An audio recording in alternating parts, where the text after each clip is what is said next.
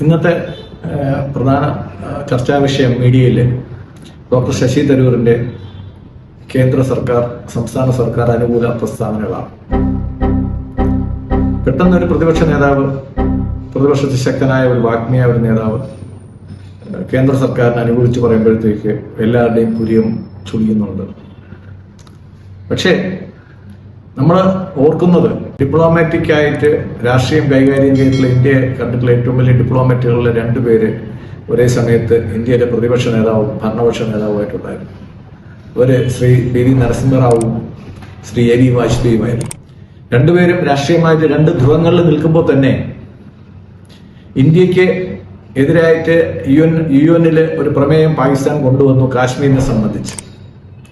ആ സമയത്ത് നരസിംഹറാവുവിന്റെ മന്ത്രിസഭയിലോ കോൺഗ്രസ് പാർട്ടിയിലോ നേതാക്കളില്ലാത്തത് കൊണ്ടല്ല, പകരം പ്രതിപക്ഷ നേതാവായിരുന്ന എ.ബി. വാജ്പേയിയോടും കാശ്മീരിലെ നേതാവായിരുന്ന ഫറൂഖ് അബ്ദുള്ളയോടുമാണ് യു എന്നിൽ ഇന്ത്യയെ പ്രതിനിധാനം ചെയ്യാൻ ശ്രീ പി.വി. നരസിംഹറാവു ആവശ്യപ്പെട്ടത്.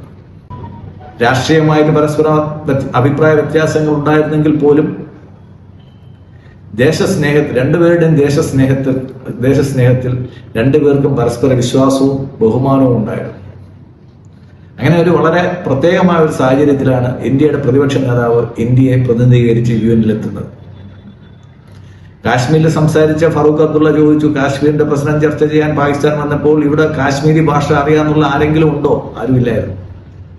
അപ്പോൾ പാകിസ്ഥാന്റെ ആ വികൃതമായ കപട മുഖം വലിച്ചു കീറാൻ, അല്ലെങ്കിൽ കാശ്മീർ എന്നുള്ള വിഷയം വരുമ്പോൾ, അല്ലെങ്കിൽ വിദേശകാര്യ വിഷയം വരുമ്പോഴത്തേക്ക് ഇന്ത്യയിലെ പ്രതിപക്ഷവും ഭരണപക്ഷവും ഒന്നില്ല, എല്ലാവരും ഒറ്റപക്ഷത്താണെന്ന് കാണിക്കാൻ വേണ്ടി ശ്രീ പി.വി. നരസിംഹറാവു എന്ന് പറയുന്ന രാഷ്ട്രീയ ചാണക്യൻ കാണിച്ച ബുദ്ധിയായിരുന്നു അത്. ഈ അവസരത്തിലാണ് പുതുതായിട്ട് അധികാരമേറ്റ അമേരിക്കൻ പ്രസിഡന്റിനെ കാണാൻ ക്ഷണപ്രകാരം ഇന്ത്യൻ പ്രധാനമന്ത്രി ശ്രീ നരേന്ദ്രമോദി അവിടെ എത്തുന്നത്. അപ്പോ ആ നടന്ന പോസിറ്റീവായിട്ടുള്ള കാര്യങ്ങളെ പറ്റിയിട്ട് കോൺഗ്രസിൽ നിന്ന് ഒരു വാഗ്മിയായ വിദേശകാര്യ നയതന്ത്രത്തെ പറ്റി വളരെ അറിവുള്ള ഒരാൾ ഒരു നല്ല അഭിപ്രായം പറഞ്ഞപ്പോഴത്തേക്ക് എല്ലാവരും കൂടെ ചാടിക്കടിക്കാൻ നിൽക്കുന്നത്.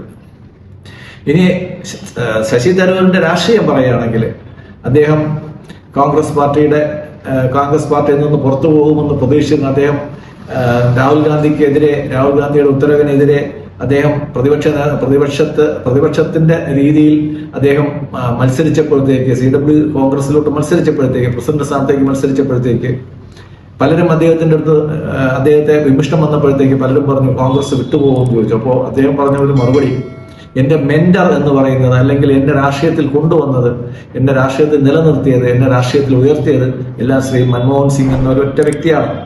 അദ്ദേഹം ജീവിച്ചിരിക്കുന്നിടത്തോളം കാലം എനിക്ക് അങ്ങനെ ഒരു കാര്യത്തെപ്പറ്റി ചിന്തിക്കാനേ പറ്റില്ല എന്നാണ് പറഞ്ഞത്. പക്ഷേ ഒരു മാസത്തിന് മുമ്പ് അദ്ദേഹം മരിക്കുമ്പോഴത്തേക്ക് നമ്മൾ കണക്കുകൂട്ടി ശശി തരൂരിന്റെ രാഷ്ട്രീയം മാറിയേ പറ്റൂ. കാര്യം കോൺഗ്രസിനകത്ത് അദ്ദേഹത്തിന് ബന്ധുക്കളും ആരുമില്ല എന്നുള്ള നിലയിലാണ് അദ്ദേഹം എപ്പോഴും പോയിക്കൊണ്ടിരുന്നത്. തന്നെത്താനെ വഴിവെട്ടി വന്ന ആളാണ് ശ്രീ ശശി തരൂർ. അപ്പോൾ ഈ അവസ്ഥയിൽ നോക്കുമ്പോഴത്തേക്ക് അദ്ദേഹം കഴിഞ്ഞ പാർലമെന്റ് ഇലക്ഷൻ കഴിഞ്ഞപ്പോഴത്തേക്ക് പറയുകയും ചെയ്തു, ഞാൻ ഇനി ഇലക്ഷൻ മത്സരിക്കുന്നില്ല, പാർലമെന്റിലേക്ക് ഇനി മത്സരിക്കാനില്ല എന്ന് പറഞ്ഞു. അതിന്റെ അർത്ഥം പുള്ളിക്കാരൻ ഇനി പാർലമെന്റിലേക്ക് മത്സരിക്കില്ല. പക്ഷെ പാർലമെന്റിൽ മത്സരിക്കാത്ത ഒരാൾക്ക് ഇന്ത്യൻ രാഷ്ട്രീയത്തിൽ കിട്ടാനുള്ള അടുത്ത ഒരു പദവിയാണ് ഉപരാഷ്ട്രപതി സ്ഥാനം. എന്റെ ബലമായ വിശ്വാസം BJP അദ്ദേഹത്തെ ഉപരാഷ്ട്രപതി സ്ഥാനത്തേക്ക് പരിഗണിക്കുമെന്നും, ഉപരാഷ്ട്രപതി സ്ഥാനത്ത് അദ്ദേഹം വന്നു കഴിഞ്ഞാൽ വിദേശകാര്യത്തിലെ ശ്രീ നരേന്ദ്രമോദി വഹിക്കുന്ന ഒരുപാട് ചുമതലകൾ അദ്ദേഹത്തിന് കൈമാറാൻ സാധിക്കുമെന്നും, അപ്പോൾ രാഷ്ട്രീയമായിട്ടുള്ള ഒരു മാറ്റം ഉണ്ടായെന്ന് നമുക്ക് പറയാൻ പറ്റത്തില്ല. കാര്യം രാജ്യത്തെ ഏറ്റവും രണ്ടാമത്തെ ഉയർന്ന പദവിയിലേക്ക് അദ്ദേഹത്തെ ഉയർത്തുന്ന ഒരു അവസരം വരുമ്പോഴത്തേക്ക് കോൺഗ്രസ്സുകാർക്കും അതിനെ എതിർക്കാൻ സാധിക്കത്തില്ല, BJPക്കാർക്ക് ഒട്ടുമേ പരാതിയില്ല. അപ്പോൾ അങ്ങനെ ഒരു രാഷ്ട്രീയമായിട്ടുള്ള ഒരു ചേഞ്ച്, ഒരു നല്ല ഒരു സ്ഥാനം, പാർട്ടിക്ക് അതീതമായിട്ടൊരു സ്ഥാനം അദ്ദേഹം ഡിസർവ് ചെയ്യുന്നുണ്ട്. അത് കൊടുക്കാൻ നരേന്ദ്രമോദി തയ്യാറാവും. BJPക്കാർക്കും അതിനകത്ത് സന്തോഷമേ ഉള്ളൂ എന്നുള്ള കാര്യം ഞാൻ നിങ്ങളുടെ ശ്രദ്ധയിൽപ്പെടുത്താൻ ആഗ്രഹിക്കുന്നു. നന്ദി, നമസ്കാരം.